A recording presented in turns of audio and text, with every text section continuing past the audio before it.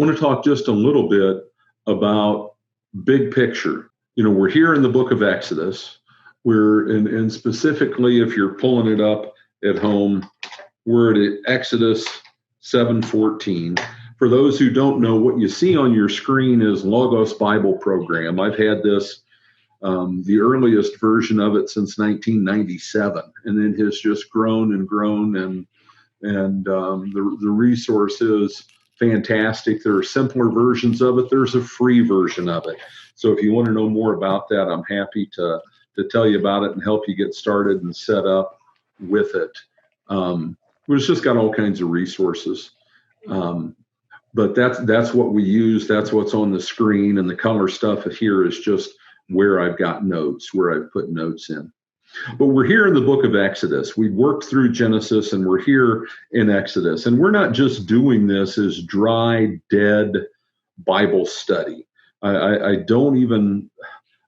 do like the term Bible study, and I also don't like the term Bible study, because I hear Bible study and I'm back in the library in high school reading about something I couldn't care less about, being taught by someone who had no passion for it. And that's not what we do here. That's not what we want this to be. God's word is where he speaks to us. It's where he teaches us. It's where he gives us enlightenment and understanding. It is the means through which he brings salvation to us, because it is where he teaches us about all the things he has done to save us. And we're really right in the very heart of that here in the book of Exodus.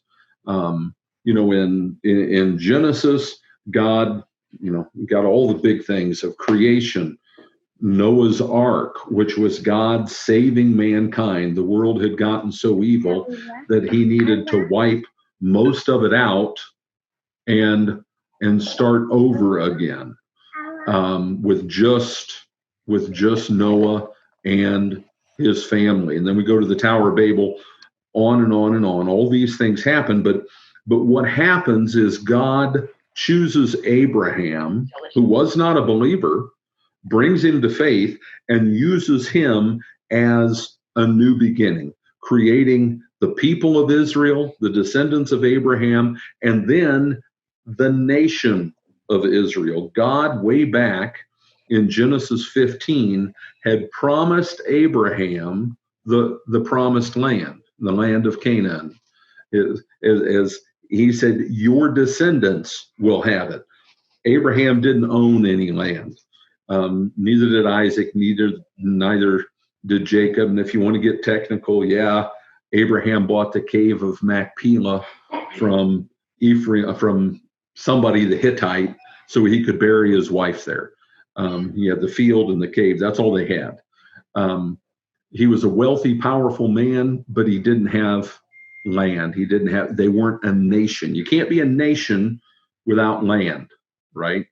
So now we're in Exodus. We have Joseph, all of that. We're in the book of Exodus with what transpires there. And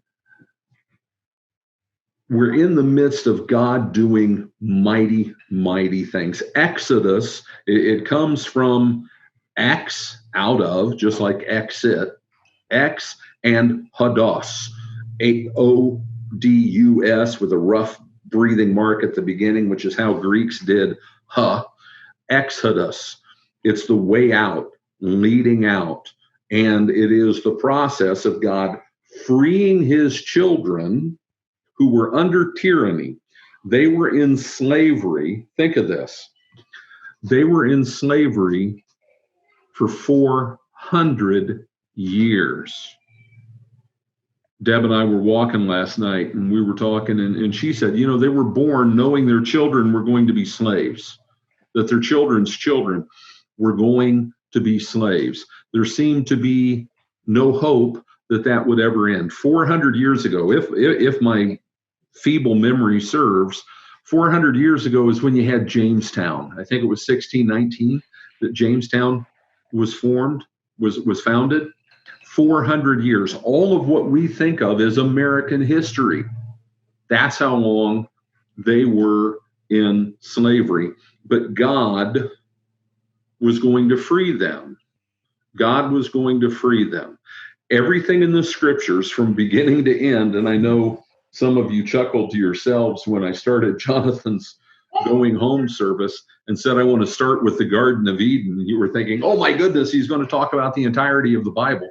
And I kind of did, but the entirety of the Bible is about the same thing.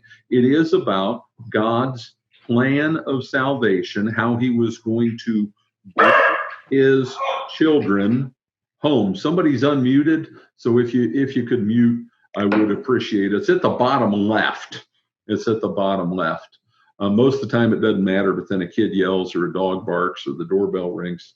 And definitely I want to say we've got new people on here. If you have a question, feel free to pop up and answer. You got to cut in on me. Jonathan was very good at it. He just did it because he knew he had to bust his way in to be able to say anything. But I love questions, and I'm going to get to your question, Brandon. We're working on it. Everything God does is about salvation. From beginning to end, the story is about salvation. So here we have him doing many things. One of them is freeing his children from the slavery they were in Egypt. And in the real world, in real time, real people, saving them from the oppression that they were suffering. They were suffering that oppression at the hands of Pharaoh. Pharaoh was not a name, it was a title. And Pharaoh, along with the rest of the Egyptians, believed him to be Horus incarnate. They believed him to be Horus incarnate. There are false gods and they are spiritual beings, but they're not the real deal. Most of them, many of them, not most, many of them rebelled against God. It is interesting that all the different religions around the world that have a pantheon, they're all very similar. They're all very similar because they're all singing from the same songbook. We'll talk about that more again at another time. But at the Tower of Babel, God assigned the nations, the 70 nations, to the care of the B'nai Elohim, the sons of God, and he focused in on Abraham, his chosen people. The others wanted to keep rebelling. He was going to start in with a new nation and bring about salvation. That not yet nation, the people were in slavery and he was freeing them. He was fulfilling his promise, because God always does. He was fulfilling his promise to bring them out and to lead them into the promised land. Because they were stubborn and rebellious, it took 40 years. It wouldn't have taken nearly that long, but we'll get to that. But on a bigger picture, what happens in Exodus is God showing who he is. And he refers to it again and again throughout the Old Testament. And we talked about this last time. Let's see, where God said in 7:5, the Egyptians shall know that I am the Lord when I stretch out my hand against Egypt and bring out the people of Israel from among them. That statement about knowing that he's the Lord, because what he has done, he always, from henceforth, he always points back to the Exodus. What he did in the 10 plagues, striking down the Egyptians and their gods, and he's going to make that very clear, and then leading out his children, setting them free. We have a divine showdown happening here, and God makes that very clear. And I want to state this. Most of us, myself included, grew up with the idea that all the false gods in the Old Testament, these people just made them up, and it was make-believe. Not the case. Not the case. And we can look at Deuteronomy 32. We can look at Psalm 89, Psalm 82, and Genesis 11, and see very clearly that that's not true. Brandon, the verse you asked about when we started here is Exodus 14:14. Yep. And ask your question again. let me pull it back up, but it was about here. So it says, and I will harden Pharaoh's heart, and he will pursue them, and I will get glory over Pharaoh and all his hosts. And the Egyptians shall know that I am the Lord. The Egyptians, and you were asking if the host, Pharaoh and all his hosts, is the false pantheon, not false, but the reason they're false is they put themselves in God's place. God said, take care of these people for me. Work justice. Do the things I would be doing with them. And instead, they said, hey, we kind of like being in charge, and we're going to run with it. And they rebelled. And in Psalm 89, God holds court and punishes them and says, eventually, you're going to die like men. They're still around, but they are, in the end, going to die like men. So is that host just means a whole big bunch. Is that host that pantheon? It could be, but just because of the context here, I'm more tempted to think that that's just about the army with which Pharaoh came out and pursued the children of Israel, okay? But if we go look at, and this is the verse I was going to talk about today, but it ties right in with what Brandon was talking about. What did I do? Exodus 12, I think is where it is. I keep putting in 2.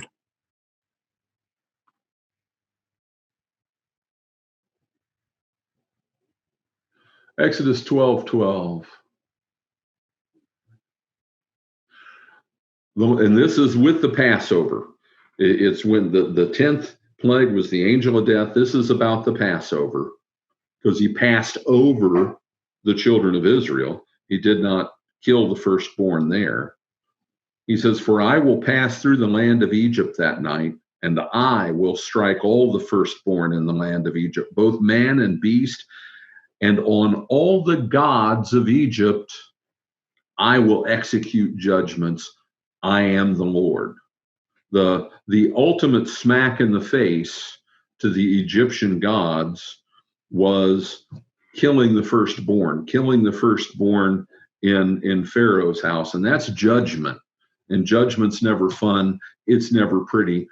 We're really thankful that God has spared us from that judgment, because every time we think about judgment, we need to remember God poured out his judgment on us, on his son. He took the punishment. God made him, Jesus Christ, who knew no sin, to be sin for us. He was our sin on the cross, and that's why he cried out, my God, why hast thou forsaken me? Because that's what God does with sin. He forsakes it. You're forsaken. That's what hell is. You're forsaken by God for all eternity. But he didn't want that for anyone, so he sent his son. Through faith in him, his victory over sin, death, and hell is ours, okay? But this is judgment on Egypt, and it's judgment on the Egyptian gods. And that's a good starting point for going and looking at the first 2 plagues, which is what we are doing today. Couple of notes. How many plagues are there? 10. 10. In the Bible, the number 10 always refers to completeness. It's that's what it's used for. The number 10 is about 10 in math. Yeah, it is in math, right? It's the whole mathematic system, as we understand it, is, and I understand it much less than all of the rest of you, okay? Math is not my wheelhouse, but it's based on 10, right? Based on 10. So there are 10 plagues, complete and total judgment, but there are 2 things going on in these plagues, and you have to understand it. The Egyptian pantheon, the Egyptian belief system, in many ways it shares with the modern world. What is it we want from our government? We want stability. We want order. We want to know that if I go to the store, no one's going to try to kill me and rob me on the way, right? That's what I rely on government for. I want to know that my family's safe. I want to know that the economic system is going to work, and that my money is not going to turn worthless. Those are, and somebody needs to mute again. All of those things are what we rely on government for. It's all about order. The thing that's so disturbing right now, and I don't want to talk politics, for the sake of politics, because it doesn't matter. But the concern right now in our world is because with this deadly virus going around, with the rioting in the streets at the same time, we don't feel safe because there's not order. Well, in the Egyptian system, it was all about order, and they called it Ma'at. And guess, and if you could mute, please, because it's not here. I'm just going to hit mute all, and that way we're okay. So, and if you want to unmute and ask a question, you still can. Guess who was in charge of Ma'at? It was his number one job, Pharaoh. Pharaoh was Horus incarnate, son of Ra. He was Horus incarnate, and he was in charge of order. And a big part of that order was the Nile, okay? The Nile flooded every year. It was called the inundation, and it's very important. It was more than a flood, because without the Nile flooding, Egypt is just a barren, sandy wasteland. But when the inundation happened in that big Nile Delta, it washed all of this fertile soil from south in Africa, from the mountains, etc., and it deposited it there, and it watered it, and it made it a fertile place. Pharaoh was in charge of that. That was his responsibility. And if a pharaoh wasn't a good pharaoh, if he wasn't a good embodiment of Horus, then things went wrong, and they blamed him. And eventually there was a system for deposing him and having a new pharaoh with whom the gods would be more pleased.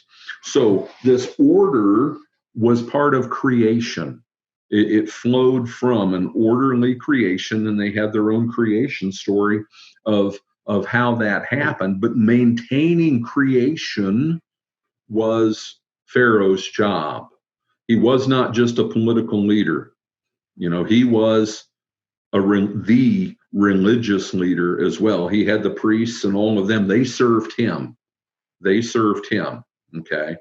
So God is going to deconstruct all of that. He's going to take it all apart. Everything that they relied on, everything that they believed was the working of their gods under the direction of Pharaoh, was going to be undone. And there was going to be nothing that they could do about it. God is a divine showdown, was going to smack around their gods, and there was nothing that they could do. And the point was, number one, it is judgment on Egypt. They had rebelled. It was also a call on the Egyptians to say, hey, this God of the Hebrews, maybe we want to follow him because he's the real God. And when they left Egypt, guess who came with them? There were a bunch of Egyptians who came with them. They said, hey, we're going with the victor here. We're going to go with him. Okay? Yeah, I was going to ask earlier, there must have been Egyptians who put blood on their door. And yeah, they knew. They'd seen, hey, we ignored the stuff about the hail, the frogs, the flies, the gnats, blah, blah, blah. We're not going to ignore this one, right? They had seen and they learned. It is. Another quick question, just kind of backtracking. After Joseph died, or when he was Pharaoh, you said he takes care of the religious aspect and all that. God pretty much working through him in that area to try to? Well, at that time with Joseph, beginning with chapter 37 of Genesis on through pretty much the end, he was not Pharaoh, but Pharaoh put him in charge of Ma'at and taking Pretty much care of what things. Pharaoh does. Well, in that instance, he does. But you think of what, and I've mentioned this before, what Joseph saved that Pharaoh, a different one, that Pharaoh from. If there had been 7 years of famine and he hadn't gotten his people through it, he would have been undone. He would have been undone. The Hebrew, Joseph, saved him from that and saved Egypt as well. That was part of God's plan and Brandon, all the things that he was working. Sorry to cut you off, Pop. Brandon, go back and read Acts 7:10. And rescued him from all his afflictions and granted him favor and wisdom in the sight of Pharaoh, the king of Egypt, and appointed him ruler over Egypt and all of his household. That's the part that you're referencing there. Yeah. And then the other part of your question, Joseph, he was a member of the 15th. Correct me if I'm wrong, Pop. 15th dynasty. If you're trying to look for a time frame there. Yeah. And those. Cool. Yeah, of course. Acts 7 is a really neat place to go and look at different things about the history of the children of Israel, because it's divinely inspired. Stephen is speaking there, but he gives insight into a whole lot of things that's pretty interesting. Okay, so we're going to jump in here, but understand what's going on here. We're going to talk about the specific deities that God is smacking around here. He's taken them to the woodshed. This is, the best thing for us culturally to liken it to is John Wayne or Clint Eastwood cleaning up a town in the Old West. You think you're going to stand up to them, you're not going to. It just doesn't work, but on a much grander scale. So then the Lord said to Moses, Pharaoh's heart is hardened. He refuses to let the people go. God asked him nicely. He asked him nicely and he showed him the serpents, but Pharaoh's sorcerers and magicians were able to do the same thing. They were able to turn a staff into a serpent because they had spiritual power, right? Now, Aaron's staff swallowed up theirs, but still he hardened his heart. Go to Pharaoh in the morning. I love that part. What? I love that part, how it just swallowed up theirs. Yeah. It's like, just get out of here. If I saw that, it would frighten me. But you have to understand, Pharaoh was always that guy. He was always that guy. It's hard for us to imagine. No one had ever told him he was wrong, ever. No one ever told him he couldn't do something, ever. No one ever said, do this, let my people go. And what does he say? Who is Yahweh? Because every time you see Lord in small caps, that's Yahweh. I am that I am. I am he who causes to be. He's the God of slaves. He's the God of slaves. He doesn't matter. Not necessarily that he doesn't believe that he exists, but in his mind, he's a peon. He's nothing. No one had ever told Pharaoh what to do in all his life, ever. And now this spokesman for the slaves comes and says, God says, Yahweh says, let my people go. He says, who is Yahweh? And why would I listen to him? To him, it was absurd. It was absurd. So go to Pharaoh in the morning as he is going out to the water. Stand on the bank of the Nile to meet him, and take in your hand the staff that turned into a serpent. And you shall say to him, the Lord, the God of the Hebrews, sent me to you, saying, let my people go, that they may serve me in the wilderness. That's not a question. Let my people go. But so far you have not obeyed, a word that had never been applied to Pharaoh. Thus says the Lord, by this you shall know that I am the Lord. Behold, with the staff that is in my hand, I will strike the water that is in the Nile, and it shall turn into blood. The fish in the Nile shall die, and the Nile will stink, and the Egyptians will grow weary of drinking water from the Nile. And the Lord said to Moses, say to Aaron, take your staff and stretch out your hand over the waters of Egypt, over their rivers, their canals, and their ponds, and all the pools of water, so that they may become blood. And there shall be blood throughout the land of Egypt, even in the vessels of wood and in the vessels of stone. Moses and Aaron did as the Lord commanded in the sight of Pharaoh and in the sight of his servants. He lifted up the staff and struck the water in the Nile, and all the water in the Nile turned into blood. And the fish in the Nile died, and the Nile stank, so that the Egyptians could not drink water from the Nile. There was blood throughout the land of Egypt. But the magicians of Egypt did the same by their secret arts. So Pharaoh's heart remained hardened, and he would not listen to them, as the Lord had said. Pharaoh turned and went into his house, and he did not even take this to heart. And all the Egyptians dug along the Nile for water to drink, for they could not drink the water of the Nile. 7 full days passed after the Lord struck the Nile. Now, there's some interesting things here. There are always, these things that just seem simple account. We have to remember, you have to get into the mind of these people. You have to understand the way they thought, and we do that in working on understanding who Pharaoh thought he was and who everyone in Egypt thought he was, the importance of the Nile, all of that, but also how they viewed their world from this understanding that there were many gods. And if you won a war, your God was greater. And if you lost a war, their God was greater.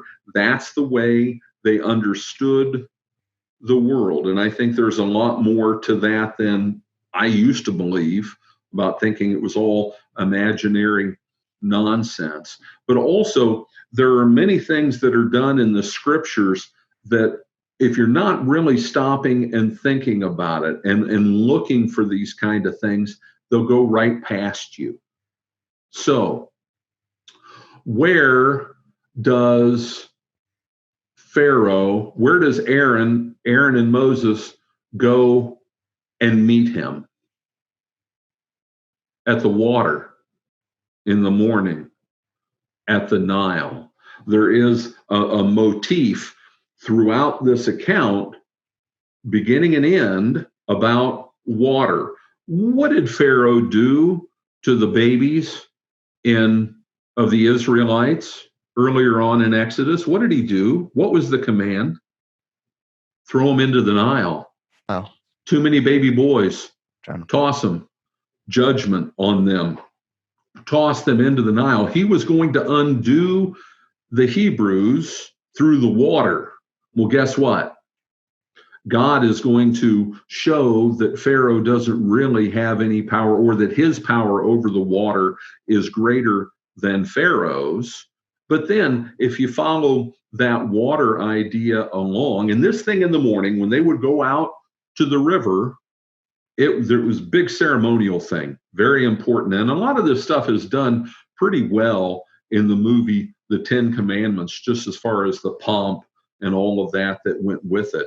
Ritual washing in the Nile. He's Pharaoh, all of that stuff. The princess, one of Pharaoh's daughters, different Pharaoh, but the princess who found Moses in the Nile in a basket, was doing the same thing in the morning. But then Pharaoh is going to be ultimately undone by the water. It's going to turn out to be their grave, right? And in the ancient mind, the grave was Sheol, and they all had different names for it, but Sheol was the place where the dead go. It's the place where the dead go. Guess where the Egyptian Sheol was? It was in the water. It was in the water. So when God washes them away, when they pursue the children of Israel, and he executes judgment on all their gods, who's got power over death? Of all the things that a God can have power over, death is the biggest. Life and death, boom, straight to Sheol with you. Another thing, Another thing that we need to understand that was just part of the mindset of ancient people, there's a lot of truth to it. Water is a symbol of what? And especially in the ocean, but water, period, is a symbol of what? Chaos. Chaos. Who has control over chaos? God does. Life. Pharaoh was supposed to maintain ma'at. That was the Egyptian word for order. And that order was primarily the most important thing in that order was the water, the Nile. Well, guess what? Who owns the Nile? Who says whether you can drink it or not? Who says whether it's going to be for you all of those things that it needs to be for you? And here's the thing. You know, I've been humiliated before. I've been humiliated. And I say that, and the same thing pops in my head every time. My dear wife is going to laugh. When I was a junior in high school at the Mooresville 16-team invitational wrestling tournament, I got pinned in 36 seconds by a really bad dude named Mark Bless. He ended up being the state champion, made me feel better, but still. And Cody will tell you this, I was watching my high school football team play on ESPN about what, Cody, 4 or 5 years ago when I still had ESPN, and Cody and Alyssa were over, and my high school was playing on TV. It's like the Brownsburg Bulldogs, and they're playing the Avon Orioles. That was their name, and guess who their coach was? Mark Bless. I still felt humiliated. I was 52 years old, and he still looks tough. He was their coach. He was their coach. I was like, oh, crap. I laughed at Cody. I said, I can't get away from this guy. Come on. You know, we all tell the stories about how great we were as athletes or something really cool that we did. Humiliation. I gotta pop this up here because this is what's going on. Princess Bride. This is Buttercup's true love. If you heal him, he will stop Humperdinck's wedding. I make him better. Humperdinck suffers. Humiliations galore. Humiliations galore. He took all the Nile and he turned it into blood. Blood stinks. You let blood sit around for a while, especially in a hot place, it stinks. It's miserable. It's sticky. It's nasty. It's awful. Who all knew about it? When Humperdinck's wedding got stopped, who knew? Humiliation matters much more if it's in front of a huge crowd. I got pinned by Mark Bless in 36 seconds in front of 1,000 people. And I had to walk off the mat all by myself. Humiliation. Everybody knew the Nile got turned to blood. Why? Because they all went there every day to get water. And it wasn't just one big river. It was the Delta. It went everywhere. Look at a map of the Nile Delta. It's colossal. Makes the Mississippi Delta look like nothing. Everyone knew it. It was made clear to everyone. You couldn't hide from it. Okay. So the thing that's most important in their system, he took it and used it as humiliation for Pharaoh. He was defeating Pharaoh, and there was nothing that Pharaoh could do about it. So, hey, Dad. Yes. Could you pull up the map and just show me real quick, like where exactly they were on it? Yeah, I can do that. I thought I was the only one, Brandon. I thought I was the only one. We know, Derek. I love the map picture, but I'm just curious on where. It's my side study, man. I'm like fascinated by this stuff. I love it. I want to figure out like where it was. Okay, they're roughly here in Ramses, and it's Egypt. Egypt is a big place. Okay, but look at this. This is the Nile coming up through, and then look, and this is just a high level view where all those. Okay, because when I pulled it up, all of those like river systems, it was all covered in like water. It just looked really weird. And there are times that it is. I mean, this whole thing, actually in this one it looks dry.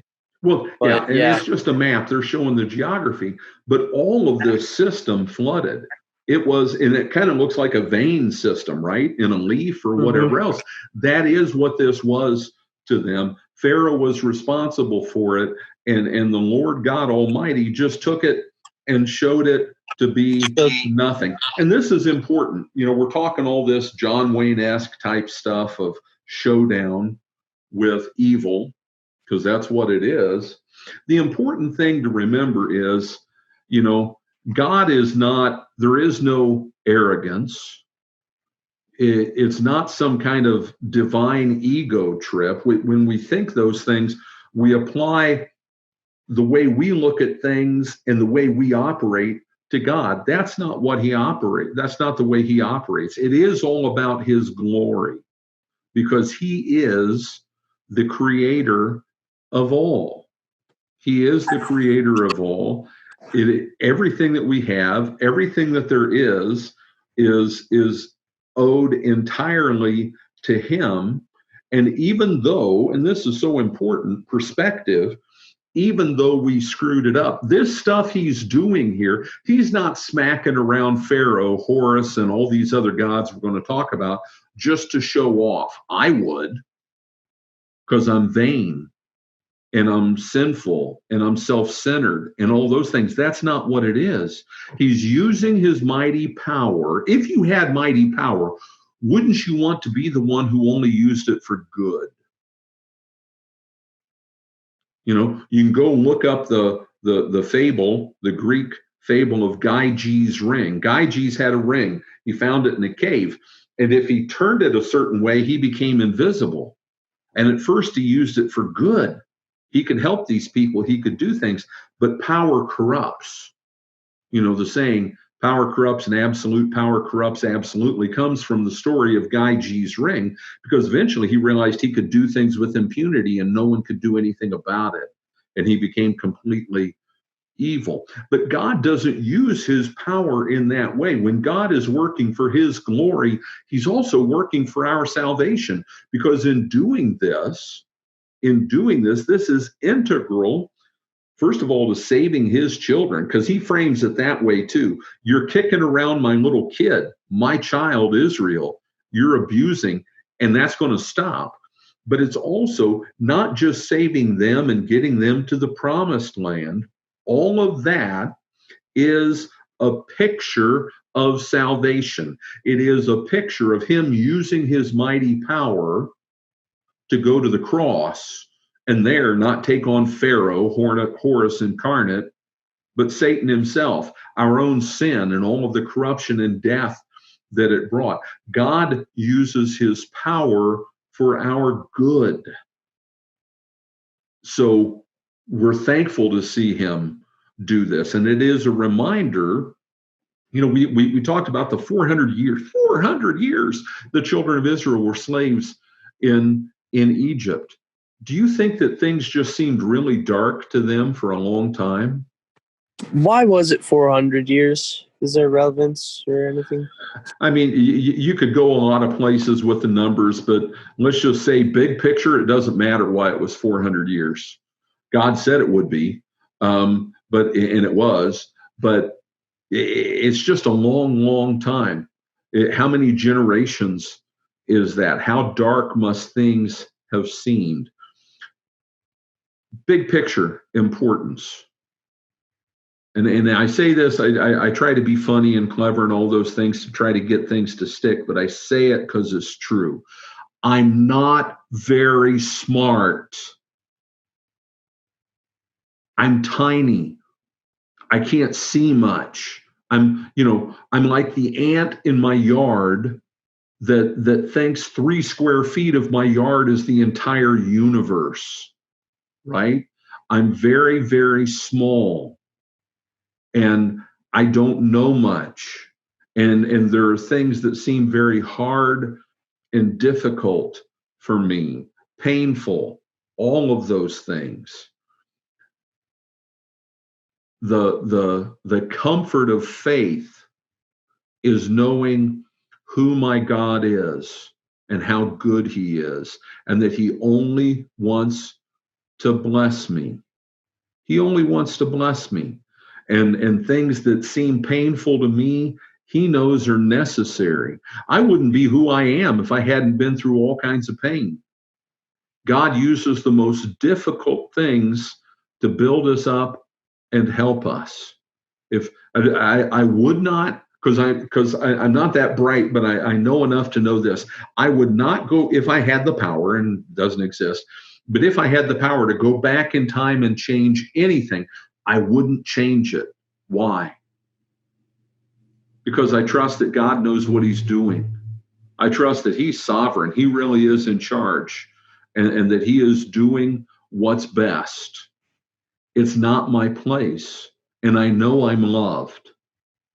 I know I'm loved. It's just like the perspective of losing Jonathan. You know, there is the children's book, and I've never read the thing, but I've heard parts of it.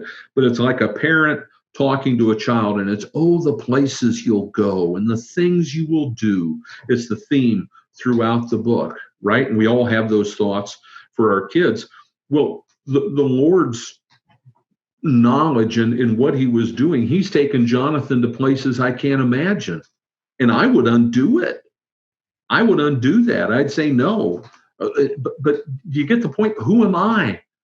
Who am I? He's blessed Jonathan. For me here, it hurts, and there's pain and loss and separation involved in that. But there's also, when I step back and I know my God is who he is, that he loves me, that he promises to work all things to my good, that nothing in all creation can separate me from the love of God that is in Christ Jesus, my Lord.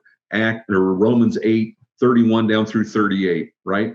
All of that amazing stuff. And that's what he was doing for Jonathan, and that's what he's doing for all of us. And he's in charge. Why does the scripture say so many times, don't be afraid? Don't be afraid.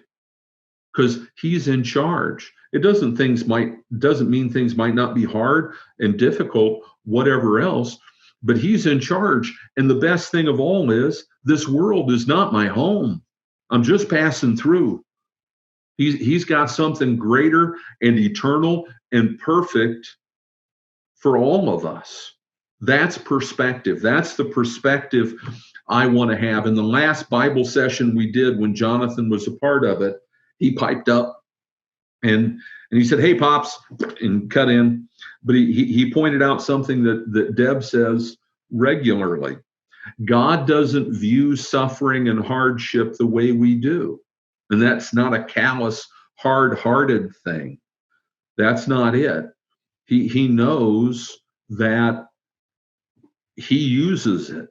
God can use things that are hard and painful for my blessing, for my good, because that's who he is. He has power over it all. And if he doesn't want me to go through it, guess what? I'm not going to go through it. So if I am going through it, guess what? I'm okay. I'm okay. I'm going to rejoice because I know I'm his. I'm going to give thanks. I'm going to give thanks because when I do, Alyssa and I had a conversation about this the other day. You know, you go through these times. God says again and again, give thanks in all circumstances. In all things, give thanks. Make your petitions and requests made known to him with thanksgiving. When you give thanks for the hard stuff, it changes it. Because it forces you to realize that God's using it. He's going to bless it. It's more than what you think it is. I know the one place. Can I cut in? Yes.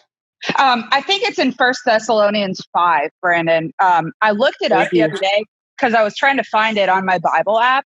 And if you search the words give thanks, there is an endless amount of verses where it pops up. So it's not just something that is mentioned like, oh, this is important to do. It is mentioned again and again and again. It is all through the Psalms. Yes, all over the place. And here's another one, Philippians 4:6, right after he says, rejoice in the Lord always. Again, I say rejoice. He says, do not be anxious about anything. Don't worry. Why don't I worry? Not because I'm Alfie from Mad Magazine, for those who are old enough to remember what that is. Not that. He's got it. He's in charge. The Lord is at hand. Do not be anxious about anything, but in everything, by prayer and supplication, with thanksgiving, let your requests be made known to God. Thanksgiving changes everything. When I miss my son, I thank God for him, for the way God blessed him, for who he was, for what he meant for me, and to all of us, for where he is and what he's seeing and doing now. I give thanks for that. So that's one of those places, and I'm just going to go here. One of the cool things in Logos Bibles is it's got this treasury of scripture knowledge, and it's just a wealth of references to various things. I'm not seeing any references jump out at me, but yeah, like Alyssa said, you just type in what was it, Alyssa? 1 Thessalonians 5, I think. No, but what you searched for, Alyssa. Oh, give thanks. Yeah, give thanks. Google is a great Bible study tool. Man, it's awesome. I keep thinking, man, back in the day, what I would have given just to have Google. You can say, that phrase that makes your phone pop up and say things. I won't do it because my phone will, and Mom's using it right now. Bible verse about Jesus talking about suffering, or whatever it might be. Man, Google knows the Bible like it knows everything else. Google knows the Bible, and I'm sure Siri does too. It's a great resource. You don't really ever have to spend time wondering where is that in the Bible, and oftentimes you'll find out it's in a lot more places than you knew. So oh, sorry, just real quick. I read through 1 Thessalonians 5, and where it starts talking about like giving thanks is 16 through 28, and it's actually really cool. I love the end of 1 Thessalonians there, because boom, he just says, okay, it's your fault, Brandon. To all your brothers. We're gonna go there, and you'll see I don't mind getting sidetracked, because you know what?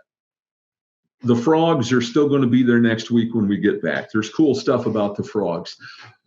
I call this, Paul had this list of things that he wanted to talk about, and the letter 1 Thessalonians could have been 12 chapters if he fleshed all these things out. But at the end, he just goes, I gotta mention these things. They're huge things that are such profound concepts. Rejoice always, and always, pray without ceasing. Always is a really big word. All the time. Rejoice. I'm sick. Rejoice. God's got things he's doing. He sees, we see this tiny little spot on this huge mosaic, and God wove it all. They wove it in a mosaic tapestry.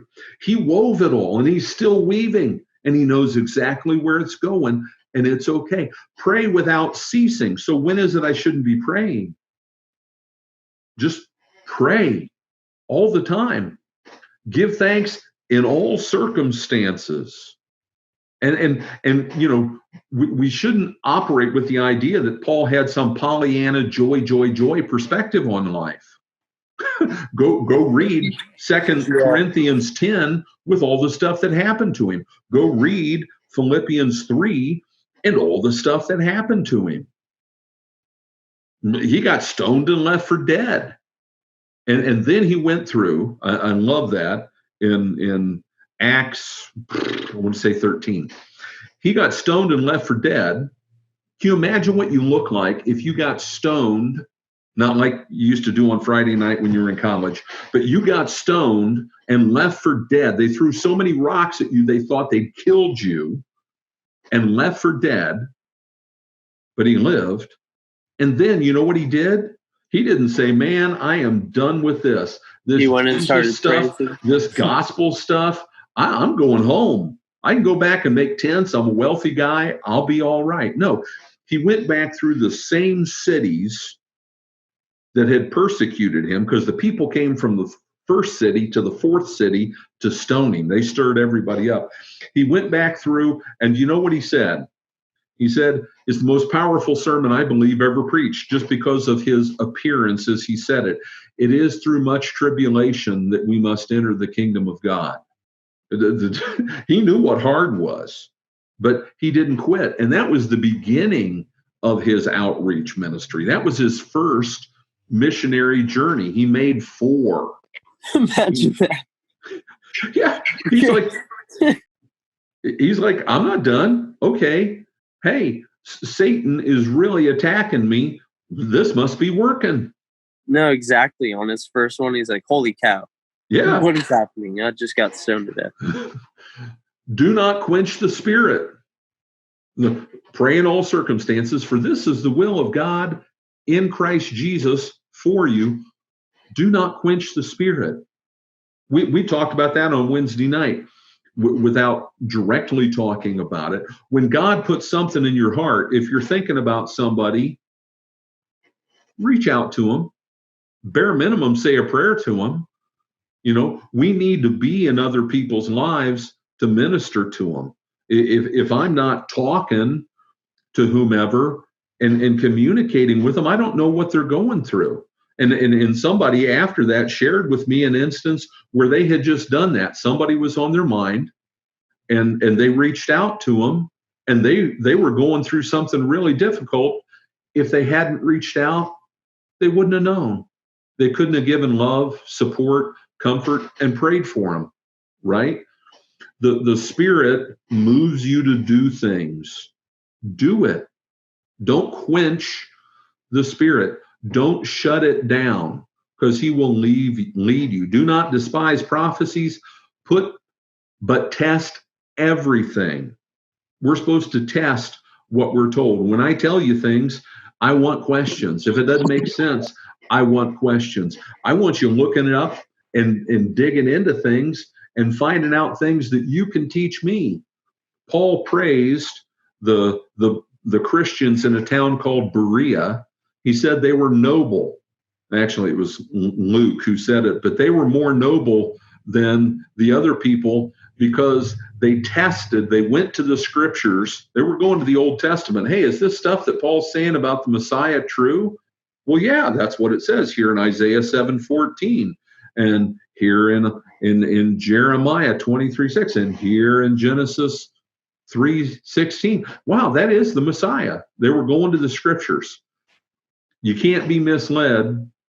It's hard to be misled if you've got your nose in the scriptures. Hold fast what is good. Hold fast. Don't let it go. The good stuff. Don't let it go. Don't let go of your time in the Word. And it's so daggone easy. You download an app. You have it talk to you. It's just awesome. I went to bed last night listening to the book of Revelation, thinking about where John was and what he was seeing. It's a great way to go to sleep. And trust me in this, God's totally okay if you fall asleep. It's like Alyssa is totally okay. Sandy is totally okay if while they're singing and talking to their dear little girls, they fall asleep on them. You're okay with that. It's a good thing. It's not a bad thing. And abstain from every form of evil. If in this world you are not challenging yourself on what you're letting into your heart, how it's getting there, what you're listening to, what you're watching, what you're reading, that's what this is talking about. Abstain from every form of evil. You know, just a very obvious example. I talk about horror movies, you know, the scary, demonic-y horror movies. I refuse to give Satan airtime in my head. My Savior had to die to defeat him and free me from his power. He's not getting any airtime in my head, and I'm certainly not paying $13.50 for the privilege of letting him have airtime in my head. Not going to happen. You know, there are things that we need to shut off from our lives and just ask, is this the kind of stuff that's a blessing to me?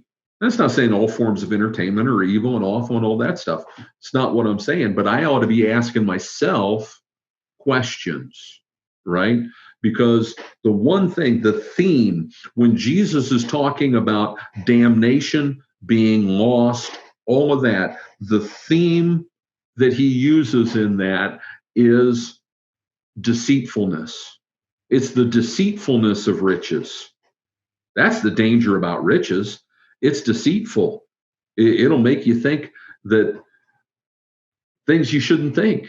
It'll cause you to put your reliance on things upon which you should not rely. And most damning of all, it can, if you allow it to, lead you away from your Lord. When the Lord talks about providing for you, you know what he talks about? Daily bread. Daily bread. You ever think about why he phrases it that way? That's Jesus himself. Daily bread. It's about what he gives us to take care of us. And Paul said, if I have food, clothing, I'm good. I don't need anything else. Everything else is gravy. Everything else is gravy. And how does God want us to use the gravy? Those are challenging questions we should be asking of ourselves, because they're questions that lead us back to him. And then we want to pray about those things. Lord, how do you want me to think about this? Lord, how can I be a blessing to this person? Lord, what can I say? How can I help? You know, and again, so important. You don't have to know what to say. God can use it. He'll bless it. A word of kindness, comfort, support, just showing interest. It means so much. It means so much, because in spite of what you think, most of the people you know, many of the people you know are really hurting. They just are. They just are. We're hurting. You know why? Because we're all broken. We're all broken by sin. We're broken by sin. We all got our issues and our struggles and our problems. The Lord helps us with those, right? So, and he uses us, members of his body, to be a blessing to others. We're his hands, his feet, his mouth, his eyes, his ears. So, Lord, give me your ears to hear the things you want me to hear, not just from you, but from others. Give me the eyes to see what you want me to see. What a thing to pray. Lord, help me today see the world the way you see the world. Help me to, as much as I can, see people the way you see them. And I guarantee you, it's like putting on filtering light glasses. You know, you put on the right glasses, you can look down in Lake Lanier and see the fish, right? Help me see what you want me to see. Help me to say the things you want me to say. Just help me be faithful. We got to stop because I went long. That concludes our broadcast for today. We publish our videos on YouTube, BitChute, and Brighteon. We hope you enjoyed this video, and if you did, please give us a like or a thumbs up. We invite you to subscribe so you can continue to receive our content. Also, please consider sharing this video with others. We love to hear from you, so please leave a comment below. This is Matthias 76, and together we will continue to decode the deception.